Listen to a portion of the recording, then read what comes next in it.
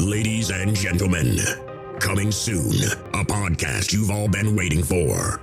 The movie podcast to end all movie podcasts. A podcast that discusses and critiques the best of the best and the worst of the worst movies playing at a theater near you. With a host whose opinions have been deemed as fact by your favorite fact checkers. And that's a fact.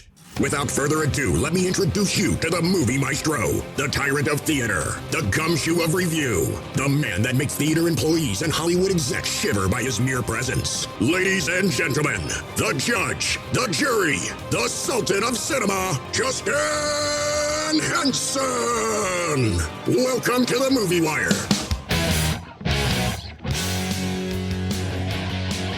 And welcome to this week's edition of The Movie Wire. I'm your host, Justin Henson, and welcome to the show. We've got a fully loaded show this week with 5 brand new reviews, with 4 now in theaters, and 1 special independent movie that deserves some love that is now available to rent or buy on Vimeo. This week on the show, No One Can Stop the Rain in Kingdom of the Planet of the Apes, the life of the music of Amy Winehouse through the journey of adolescence to adulthood, and the creation of one of the best-selling albums of our time in Back to Black. In his directorial debut, Chris Pine directs and plays a Poolman that gets caught up in a mystery in Poolman. Jaime Foxx plays God. Michy Roake plays the devil in this comedy that's not about Tyler Perry in Not Another Church Movie.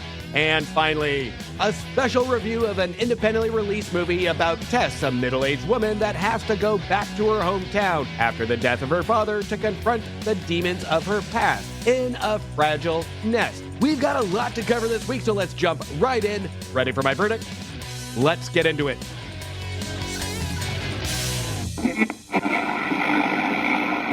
Out of the windows, what?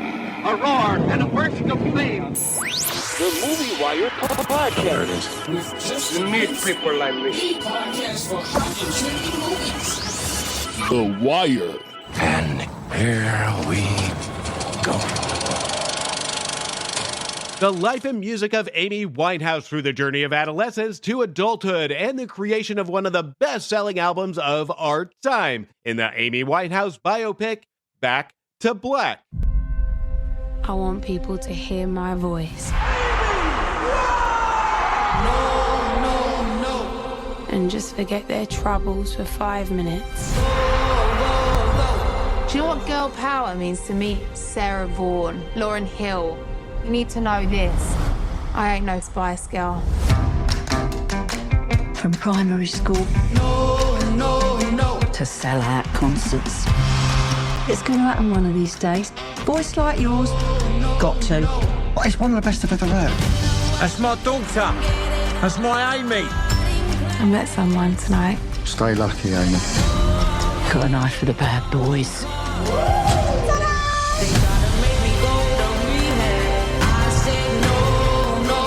The album's #1 around the world.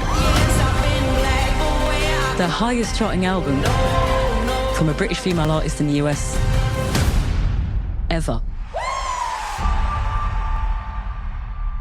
I don't think I was put on this earth just to sing. I want to be a wife.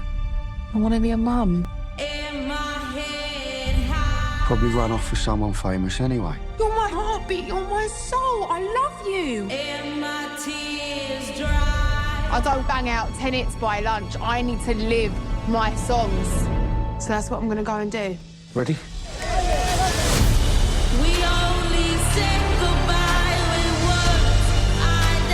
I don't write songs to be famous. I write songs because I've got to make something good out of something bad.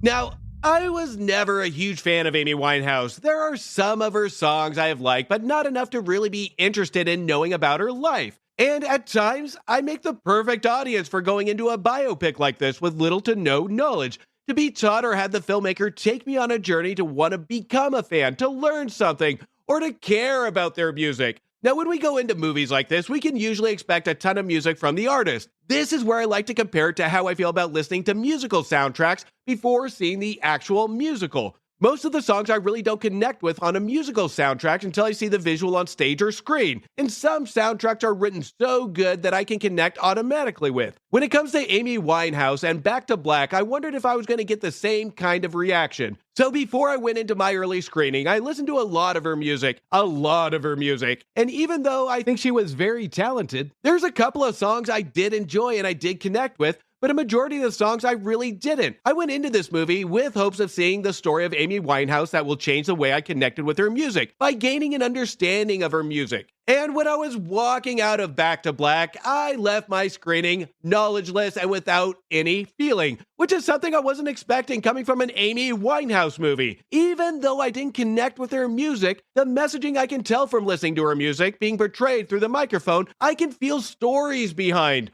Almost like it was being made for a musical. I felt this movie was really going to tap into this. And yes, we do get a couple of examples of the stories and meanings in a couple of her songs, including the best number of the picture that we saw in the previews, her singing and performing her song, Rehab. Back to Black treats the viewer as we were all fans of Amy Winehouse, and there's an overconfidence in this movie that it just assumes from us. It assumes the viewer knows all about Amy Winehouse, and it banks solely on the knowledge that Winehouse has one of the most best-selling albums of all time. This is where the filmmakers assumed wrong and made the mistake. Does this mean everybody knows about her life? Absolutely not. So this movie rushes and bounces itself around Amy's life without any edge or bite, or even really getting to know Winehouse as a person. The movie just bounces from one pivotal moment to another with very little context or dialogue on Winehouse. Back to Black is not just Cliff Notes, but highlights of Cliff Notes. Within the first 30 minutes, we get a broken home, heartbreak,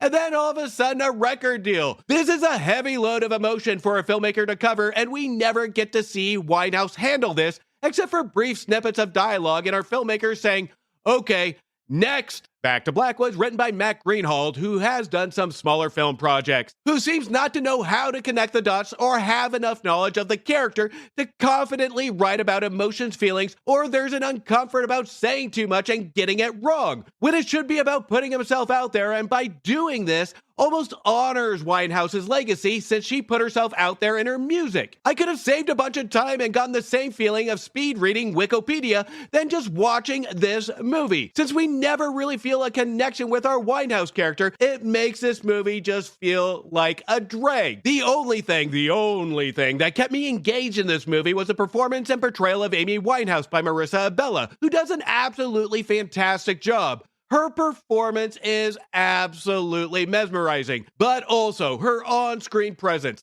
Her on-screen presence is somebody we want to follow, but the dialogue doesn't help her amplify her performance, which is a complete shame. Especially when we have potentially intimate moments with her dad, Mitch, played by Eddie Marsan. These scenes teeter on something special for Marissa Abela, and also an amplified emotional element that's missing, but it never reaches. And this is a complete miss and a mistake because the movie will suffer during the climax, when it asks the audience to give the picture an unearned emotional reaction. And honestly, it does have somewhat of a mild reaction, but that's because of the performance from Abela and the direction of Sam Taylor Johnson, who seems to hold all the intelligent emotional camera shots until the climax to create this immersive emotional element. For one last shot at an emotional reaction. Shots from cheering familiar characters in the crowd to panning the camera around Winehouse to an eye-pleasing production design from Sarah Greenwood. Now, in complete fairness, the film holistically looks great, and this is where the frustration lies. It has all the technical elements present, but lacks any substance or risk-taking from the writing, which finds our 50 Shades of Grey director Sam Taylor Johnson, who tries to make her best from something that is nothing. We can see the right things being done if only the foundation of dialogue was set. Back to Black tells a story of tragedy that we have seen time and time again from a famous figure. This story just doesn't focus on tragedy leading up to tragedy, tell us anything new, or even give us a proper telling of who Amy Winehouse is. It bounces from topic to event like a 5-year-old trying to tell you a story. And at the end of the day, I left knowing just as much going into Back to Black, which is absolutely nothing. This is nothing but a made-for-TV movie that feels rushed and segmented, as if we are waiting for commercial breaks in between. If it wasn't for Marissa Abela, this movie would have been even worse. I'm giving Back to Black 1.5 stars. Many years after the reign of Caesar, a young ape goes on a journey that will lead him to question everything he's been taught about the past and make choices that will define the future for apes and humans alike in Kingdom of the Planet of the Apes.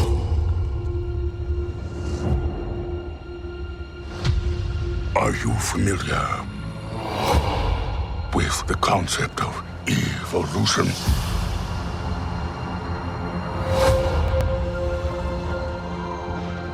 In their time, humans were capable of many great things. They could fly like eagles fly. They could speak across oceans. But now it is our time, and it is my kingdom. We will learn. Apes will learn. I will learn. And I will conquer.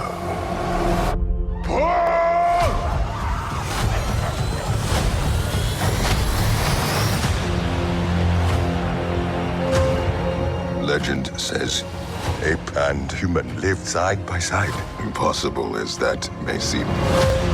Why do they hunt her? She's smarter than most. The elders did not tell us everything about this world. Bend for your king. Apes hunt humans. That is wrong.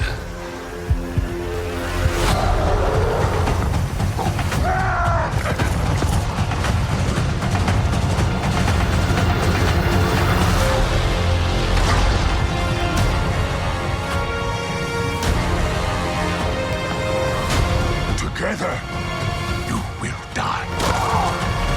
No, together, strong.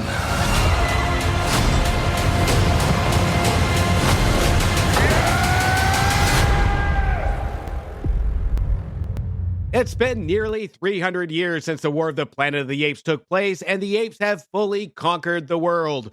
In the fourth entry into the Apes franchise and the third Monkey movie to come out in the last 3 months, and after trailers is nearly 3 hours long, but it surely didn't feel like it, which is one of the best aspects of Kingdom of the Apes, is that it tells its story as a journey of discovery. One thing that lacked in the previous 2 movies is the mere curiosity, the discovery of a new virus, new obstacles, and in this case, a focus on the discovery of the past, the world, inhabitants, and the curiosity of the future. Kingdom gives us the baseline of simplistic curiosities that it makes it almost impossible to predict what the next scene will bring for our characters until the climax. The movie stars Owen Teague from It Chapter 1 and 2 as Noah, a hunting chimpanzee living in a humble clan with his family. Noah's clan is captured by another chimpanzee, King Proximus Caesar, played by Kevin Durand. This is where Noah befriends a special wise ape Rocco, played by Peter Macon, and a human that can speak English, May, played by Freya Allen. Here, our young chimp and human go on a journey to find Noah's clan. And I don't know if it's politically correct or not in the world of apes to call Noah a chimp. The movie never addresses this fully, but maybe the studio is saving that one in their back pocket for another movie. But this is also where the movie does have missing elements to execute its theme and messaging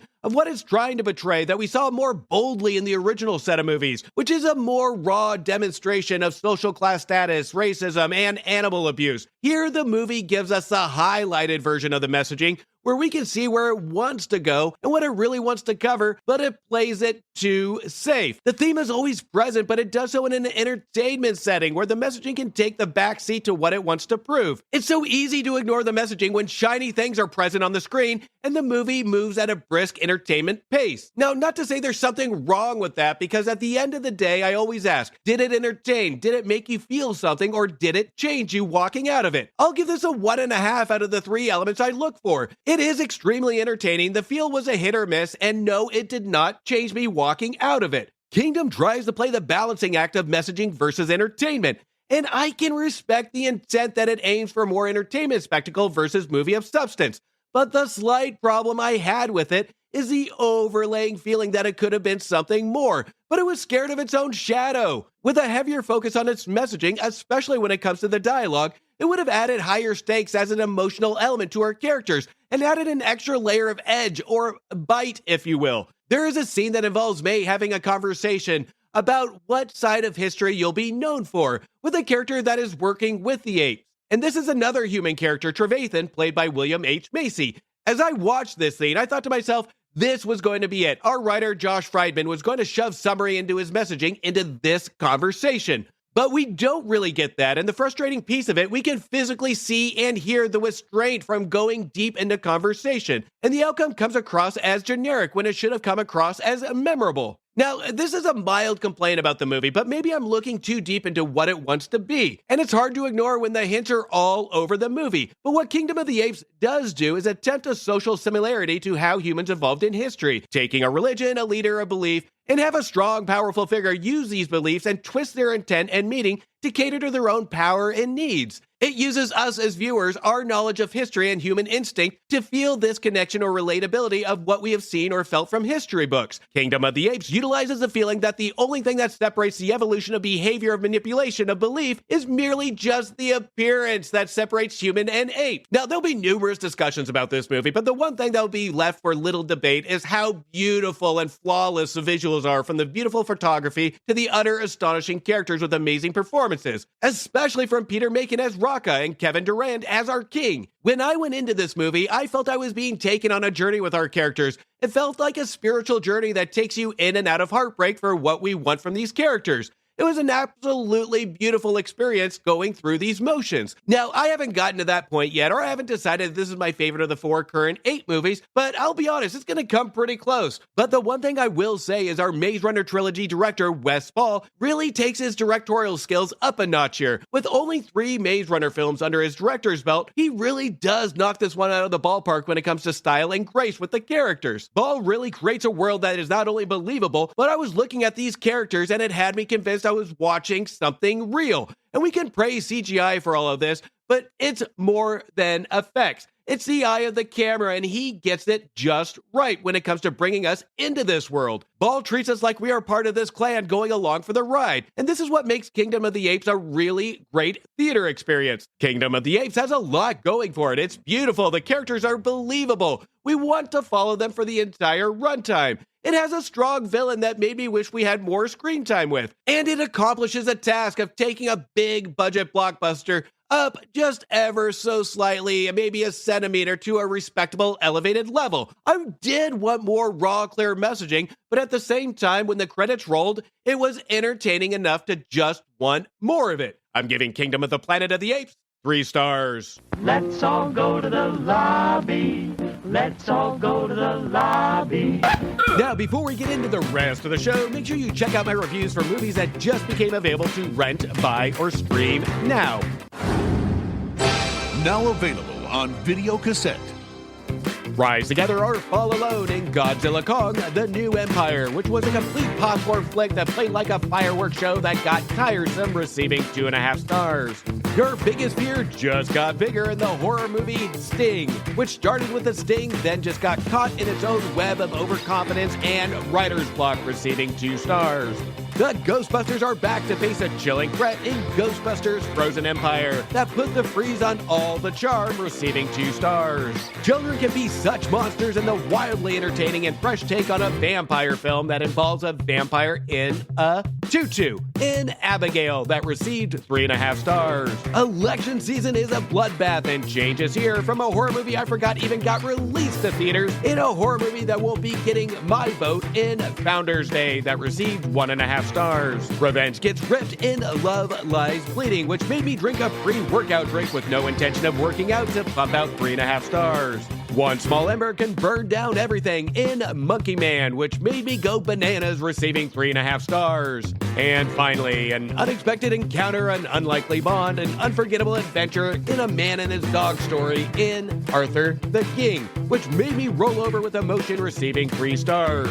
Now, before we get on with the show, if you haven't tuned in, follow or subscribe to the Cult-Worthy Cinema Podcast and the Movie Wire's new crossover show, Back to the Balcony, now is the time, because this week we cover the 1990 thriller starring 80s and 90s dreamboats James Spader and Rob Lowe in Bad Influence, in the Siskel and Ebert debate that followed. You don't want to miss that one. That episode is now live. The link to that show will be in the description of this episode. Now, before we get into the last set of reviews, there is a podcast that has become my weekly listening routine. It has some sugar, it has some spice, and that's with Karen and Ann over the Sugar Coated Murders podcast. Make sure you check out that show, and while you do, don't forget to pick up a copy of their book, Click, Click, Click. That's available at Barnes & Noble and Amazon now. But let's hear from Karen and Ann over at the Sugar Coated Murders podcast now.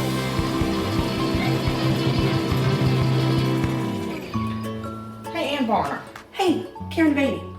We need a promo. You know, like where we talk about what we do on our podcast. On our Sugar Coated Murder podcast? Like how we love to bake and talk about murder? That's what we need to talk about. There you go.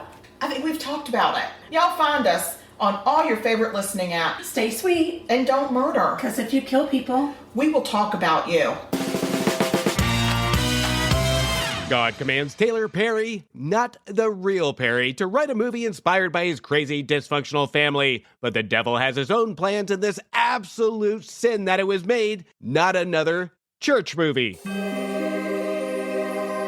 This is usually my day of rest, but I'm feeling like something. Hashtag Holy Davison. Holy Davison. Feeling very blessed today. Well, hey there, Counselor Ferry. It's actually pronounced Harry. It's Taylor Harry. My P is silent. My favorite nephew.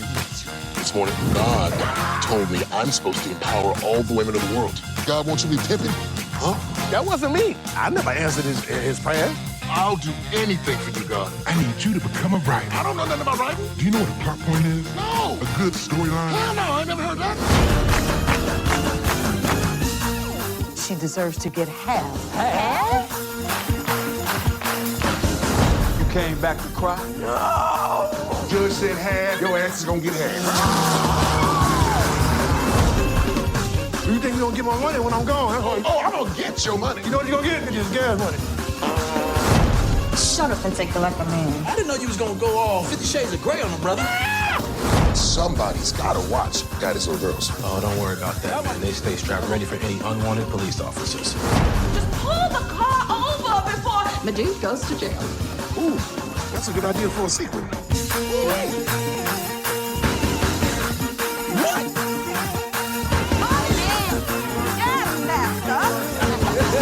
Is that too much? What the? It's like life. The devil's in the details.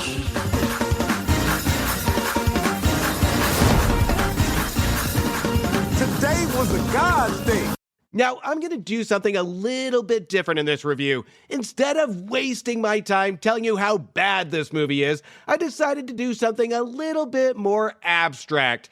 I wanted to do something with this review to gain my brain cells back. So instead of going on a complete rant of this movie, I will be first playing a clip from a Shakespeare reading. Then, after I feel my brain start to come back from the utter dumbfounded stupidity of this film, I will take you on a journey of my thought process while watching this abomination. Because there's bad movies, there's awful movies, then unwatchable movies. Then there's not another church movie. Without further ado, here is Patrick Stewart in a reading of sonnet number 61 from Shakespeare. Sonnet 61. Is it thy will thy image should keep open my heavy eyelids to the weary night? Dost thou desire my slumber should be broken, while shadows like to thee do mock my sight?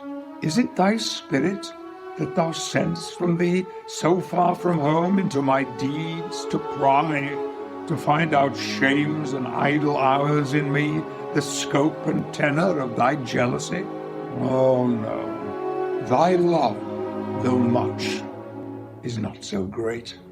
It is my love that keeps mine eye awake, mine own true love that doth my rest defeat, to play the watchman ever for thy sake. For thee watch I whilst thou dost wake elsewhere, from me far off, with others all too near. Little bit of bitterness in that, it seems to me. Perhaps even angry. And that makes me feel just a tad better. But before I give my actual thoughts on the movie, I just want to state the creators and the talent behind this movie, because it would be wrong for me not to give credit where credit is due with this absolute terror of a movie. Here is the list of destroyed careers. Sorry, the cast of the movie. The movie was written and directed by Johnny Mac from The Real Husbands of Hollywood and stars Michy Roake as the devil, Jaime Foxx as God, Vivica A. Fox, and Kevin Daniel. And now that's out of the way and Shakespeare has introduced some intelligent dialogue into this review, I now want to share with you my thought process, what I was thinking during the movie. And here we go. Good God, this movie sucks. The whole point of this movie was for us to end up growing. I'm giving Not Another Church Movie a generous 0 stars. Darren Barronman is an unwavering optimist who spends his days looking after the pool of an apartment block and fighting to make his hometown a better place to live, until he gets wrapped up in solving a mystery that he never expected. Chris Pine writes, produces, stars, and it's his first time in the director's seat in Poolman, which is understandably in limited release right now. Hey there, Los Angeles. You've reached Awesome Aquatics. Have an awesome aquatical day. Jack, what am I tasting here? This is my take on the Langers cream. A little bit of cinnamon. It's brilliant. Dare, should we get married? Yeah, I mean, we could. Mr. Barrowman, welcome back. What is it today? I have just finished a study of how we can make the bus schedule great. Reggie? Mr. Barrowman, I'm June Del Rey, Yeah? Executive Assistant to Councilman Stephen Torenkowski. Stephen's dirty. He's a threat to our great city. Yeah. I need your help taking him down. Like undercover? Yes. I'm not really trained. Can I get back to you? I have to take this case. He's got a gun. A gun! We have got to get the women to safety. Okay, this is exactly what I'm talking This about. is what she's saying. Look over here. I will look at it. Do you even know what it is I do? Understand. Sometimes it's hard to feel different, to feel all alone. I started meditating to push away the blues, but now I feel them coming back. I'm not sure what to do. Honey, is there something you'd like to tell me? I'm climbing a tree into a canopy of lies, Diane. We don't know how far up the food chain this thing goes. Can I trust you? Stephen Torenkowski is not what you think he is. Is he a lizard? Excuse me? I think you just need to figure some things out before you can hold space for someone else. Spacious! He's spacious, for crying out loud. I'm spacious! Jack. You waded out in the deep end, and now you're drowning right before our eyes. I need you to be brave. I know it's dangerous, but I got myself into this. I gotta get myself out. You know, I always thought Chris Pine had a lot of talent. It's not an easy gig to take on the role of Captain Kirk and have a majority of audiences agree on a job well done. But watching Poolman, I was impressed with the amount of talent he showed on producing, writing, directing, and starring in this movie. But when I say talent in this context, let me clarify.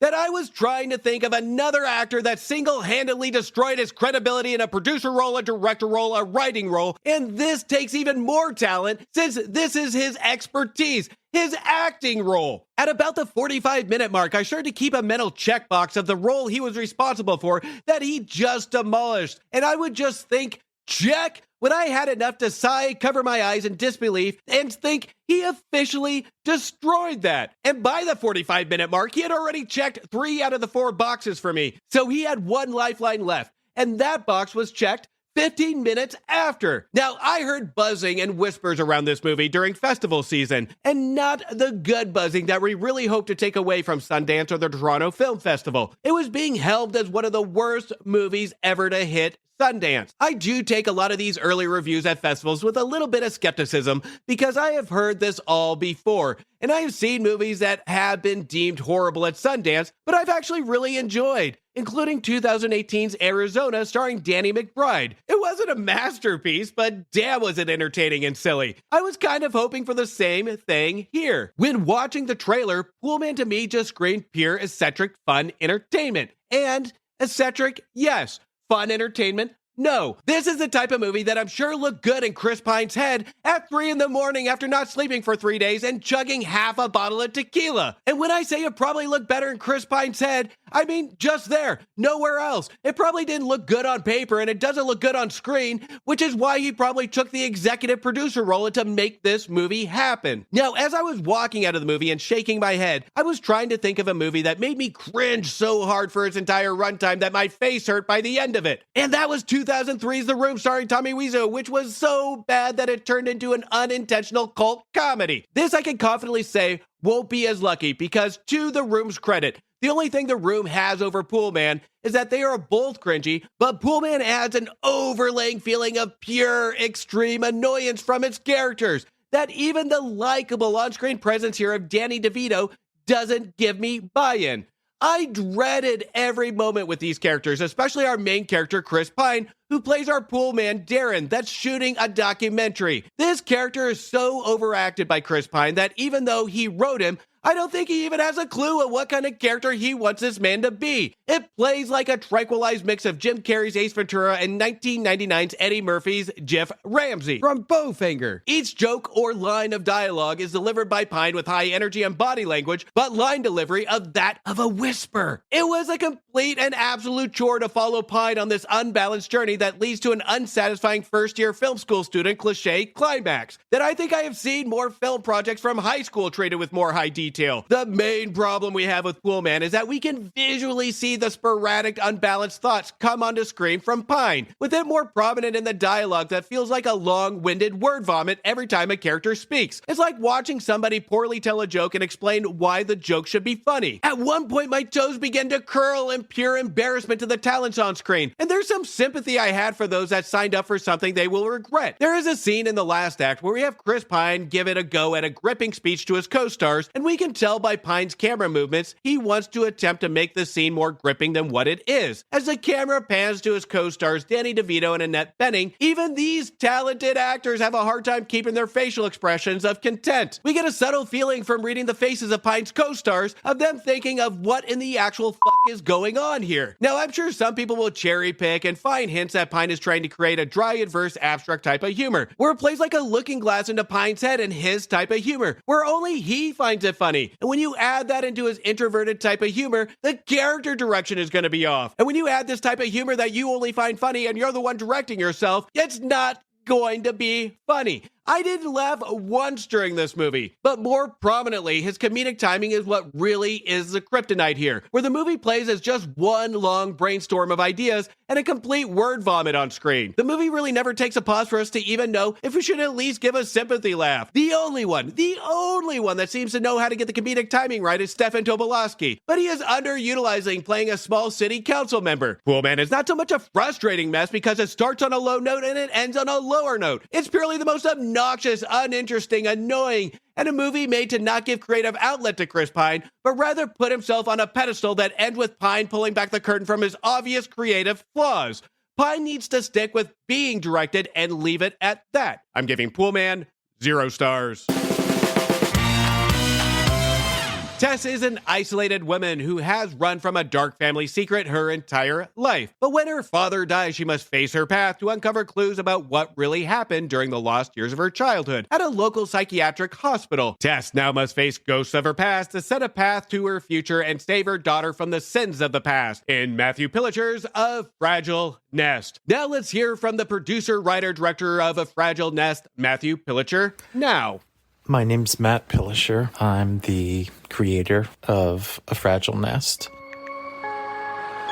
This place used to be a hospital, but for crazy people. I don't think people like being called crazy. Even if they kill someone? It's a feature psychological thriller, dark drama, kind of in the vein of The Eternal Daughter, that just came out a year or two ago by Joanna Hogg. Also similar to a movie, 2009 or 8 movie from Ireland called The Eclipse. Those are both intense human relationship dramas with people going through trauma, familiar relationships, tensions, deaths in families, and hints of horror elements, ghosts, and those types of movies don't always do well unless they're embraced by the horror community, because they kind of stretch out of the genre or one genre to another. I think I was meant to come home and find this, so Shelley didn't have to. Your daughter thinks you're the devil and he was a saint? I know it's not ideal how things... You know what? It's not a mystery. There's no happy ending. What are we looking for? I'm very influenced by, people like David Lynch and Michael Haneke and Ingmar Bergman from Sweden. And I've always loved movies. I've made movies since I was 8 or 9 with the family Super 8 film recorder and then VHS camcorder, and then eventually actually started really doing video in college. And then I've made 4 or 5 no-budget feature films. My most famous out in the world being a no-budget documentary from 2012 called Broken on All Sides. And having a creative spark and using art to get out emotions, it's definitely a therapeutic kind of process for me to communicate a lot of these things that are jumbled around in my head. And this movie came about because there is an old, creepy psychiatric hospital less than a mile from where I live in Norristown. I just couldn't stop thinking about stories around it. And basically I built a story where I was able to use just kind of what's around me and elements of my own life, and it's shot largely in my house, my partner Rachel's house. Rachel is the main character. I'm in it. My ex-wife is in it. My son's in it. Rachel's daughters are in it. Her parents are in it. So it's really a family and friend affair. And we just shot it here and there over the course of about a year and a half, and turned out really good. It was mostly a one-man crew. And, this is not my full-time thing, but I have a passion for film and storytelling, and having no money. It's a no-budget film. I made it for about $5,000 or $6,000 of my own money, and I will share profits with my friends and family that gave to it. We have a great soundtrack with friends bands, and my friend Brendan from Berlin did a lot of this original scoring, so we're going to share in any modest money we make. And we're doing guerrilla marketing just like we did guerrilla filmmaking, so we appreciate you checking out the movie on matthewsfilm.com, and it can take you to the on-demand site where you can get it for $3 or rental or $10 to purchase. Thanks so much for supporting very indie guerrilla no budget filmmaking. Now, it's funny. We see a lot of these big budget movies this week, and a lot of them just turned out to be complete and utter junk. Here is a small movie with a filmmaker that takes on multiple roles in the filmmaking process. Unlike Chris Pine's Poolman, Matthew Pillicher knows execution of his vision. A Fragile Nest is an independently made film that is limited on where you can find it. Right now, it is streaming on Vimeo to rent for $3, or for $10 you can buy it. And I would hope would get a wider release with more more attention. Like I said, with a week full of complete junk releasing in theaters, it is always refreshing to watch a smaller movie tell a story with little to no budget and do it better than a film with a budget in the millions. Now, over the last 3 years, I've been actively involved in some film festivals to highlight a lot of these smaller movies. And it's not because of promotion of the show or money, it's because these are the films I like to see. It's therapeutic, because there's one thing a majority of these movies do, which is 1, focus on the story first.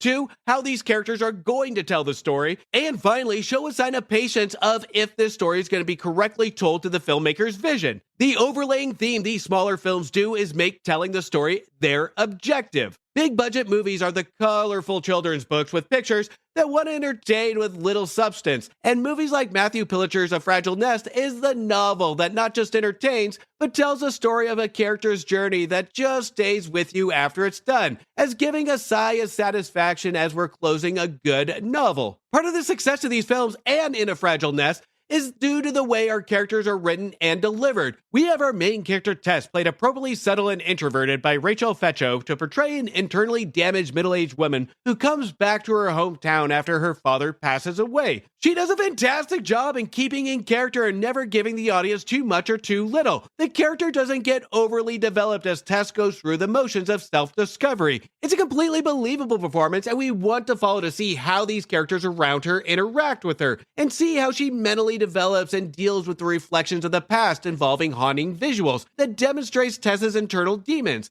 And this picture shows a terrific example of our minds with trauma and conflict can be even more haunting than the scariest creature or monster we see on screen. Now, while in her hometown, Tess has not only the internal demons that she has to confront, but also the broken relationship with her daughter Shelley, played by Laura Fetcho, who does hold Tess's past against her throughout the movie. After being introduced to a lot of this conflict, a lot of the internal demons, and a lot of these things that Tess has to face, we are introduced to a brilliantly placed and written character, Tess's best friend Willie, played by Matt Pilchner, who is irresistible on screen and knows exactly the balance needed to not overpower the Tess character, but just enough to lighten the tone of the movie, but still giving the overall feel of contrast and friendship towards Tess. Pilchner's performance here is nearly flawless when it comes to a supporting character, and again, the tone that will be the overall theme of this review, which is being properly balanced. Now, our writer-director Matthew Pilcher knows how to write and execute his characters, but even more so, we get to the integration of music and his outstanding transitions that are some of the best I've seen in a small movie like this. The music and the score is utterly outstanding, to the point I wish it had its own soundtrack. It is integrated into the feel and the tone of the movie to really amplify the emotional element, to fill in the blanks for our characters when the dialogue is limited. The music is always on cue to take the lead, and it makes for our eyes to be glued on the screen, especially the music by Brendan Daughtry that really adds to the tension to a lot of these scenes and a lot of these haunting scenes. But here's what's cool about it, is that we don't really just focus on the tense music.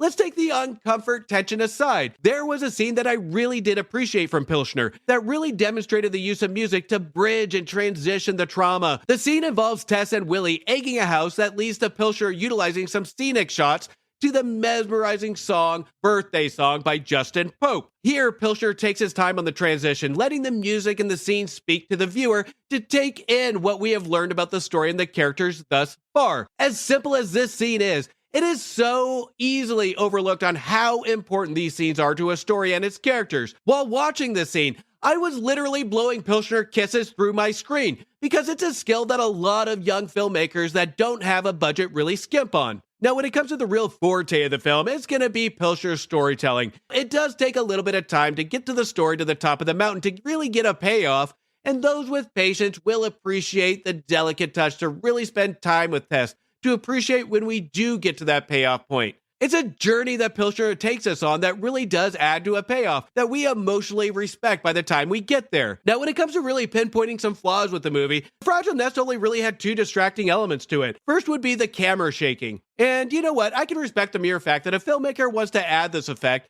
as almost a reality shot vision, but when we have a scene where we get put in the view of Willie that seems to be filming them breaking into the psychiatric hospital, we get the perspective of Willie almost shooting a camera during the scene, and we have that added shaking of the camera. But this is where the shots can be a little confusing. Between the random shaking camera movements during the movie, and then we're getting into the perspective of a single character, this is where the shots can come across a little confusing of the style Pilcher wanted to do. But even with the distracting camera shots, the dialogue that Pilcher puts in overpowers a lot of these technical distractions. The dialogue really did keep me engaged onto what these characters are doing, not what the technical aspects were doing. The dialogue is strong here, with the exception of a brief scene where we have a phone conversation between Tess and her daughter, where the dialogue did feel it was checking boxes of feelings coming from Tess's daughter, Shelley. And I really wanted the dialogue between Tess and her daughter to really demonstrate the state of their relationship between them by interacting and not having one character tell the viewer why. But after this scene, the dialogue just flows, and Pilcher's writing is simplistic but sublime and hypnotic. Pilcher builds a curiosity and mystery without building cliches, and really respects the topic of childhood trauma and doesn't give the audience a solve, but rather hope. It's a beautiful message from a dark topic that even veteran filmmakers can't even seem to get that right,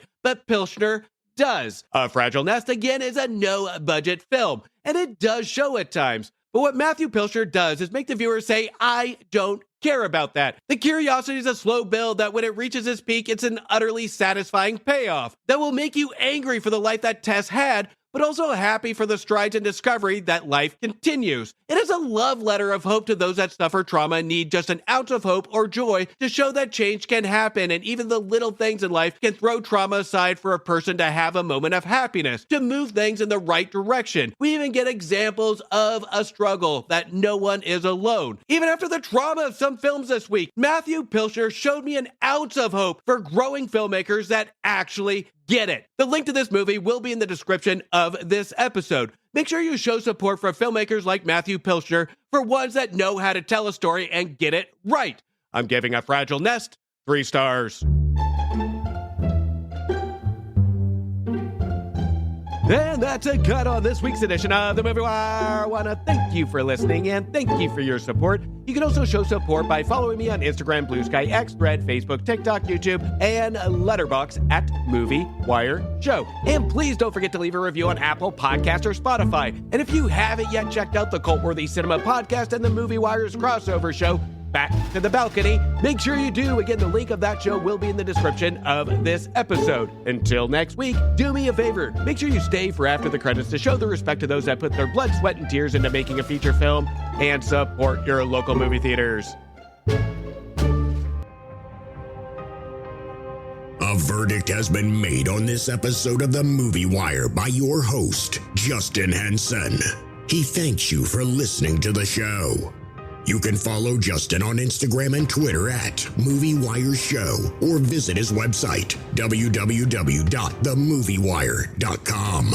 Oh, and don't forget to leave a review on Apple Podcasts and Spotify. I'm sure he'd love to hear from you. Until next time, we will see you at the movies. Thank you for bringing me to the movies.